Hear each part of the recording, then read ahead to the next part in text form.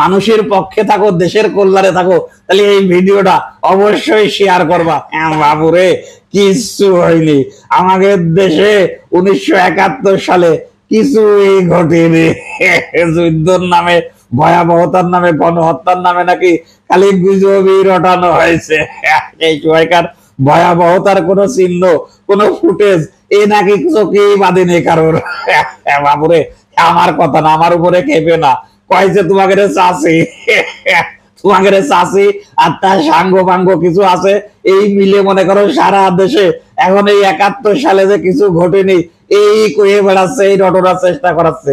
আমি বললাম যে আচ্ছা, তুমি এত বড় কথা কইলে এ তুমি করতে পারলে? অথচ কে, আমি একা করছি নাকি?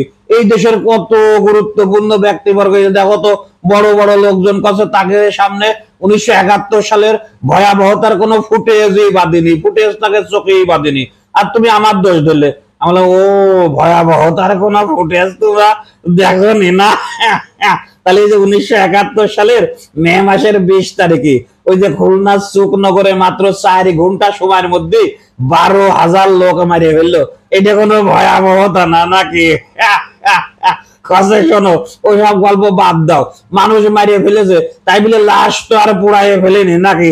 আমি বললাম ও লাশ পুড়াইয়ে ফেলেনি, না না না, লাশ পুড়ায়নি, কিন্তু জীবন্ত মানুষ গ্রামে শুদ্ধ 1300 মানুষ পুড়াই মারিয়ে ফেললো যে রাজশাহী সারদায় 13 এপ্রিল 1971 সালে।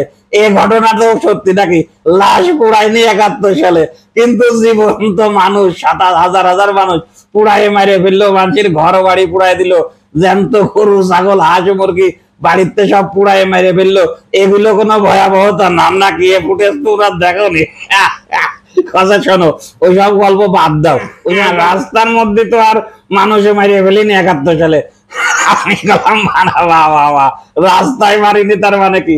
13 জুন 1971 সালে সৈয়দপুরে ওই যে 448 জন মানুষ ট্রেনের মধ্যে উঠে নিরাপদে পৌঁছাই দিতে চাইছিল ওই যে হানাদার বাহিনী, জাগেরে তুমি কত সেনাবাহিনী, ওই তারা আর 448 জনের মানুষের ওই ট্রেনের মধ্যে একেবারে এক ট্রেন মানুষ মারি ফেললো, এটাও কোনো বিষয় না নাকি?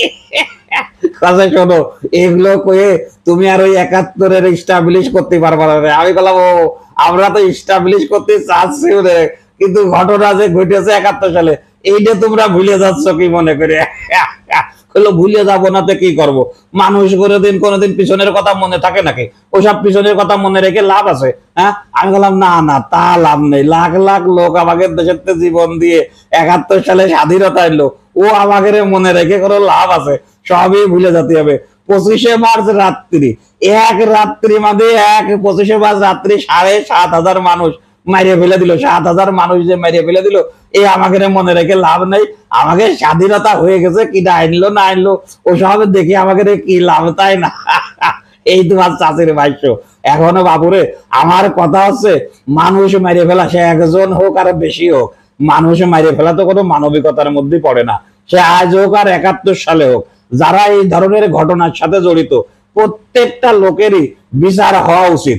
প্রত্যেকটা লোকেরই যারা কঠিন ভাবে এইসব হত্যাযজ্ঞের সাথে জড়িত তাদের বিচার করা উচিত। আমি প্রত্যেকেরই বিচার চাই, কিন্তু তোমার চাষি কারোর বিচার চাই আরে কারোর বিচার চাই না, এই নিয়ে বাবু খুব মহা বিপদে আছে। 71 সালে যদি তোমাকে সামনেও কোনো ফুটেজ না পড়ে থাকে, তাহলে এখানে কোনো তোমাকে কথা কওয়ার দরকার নেই।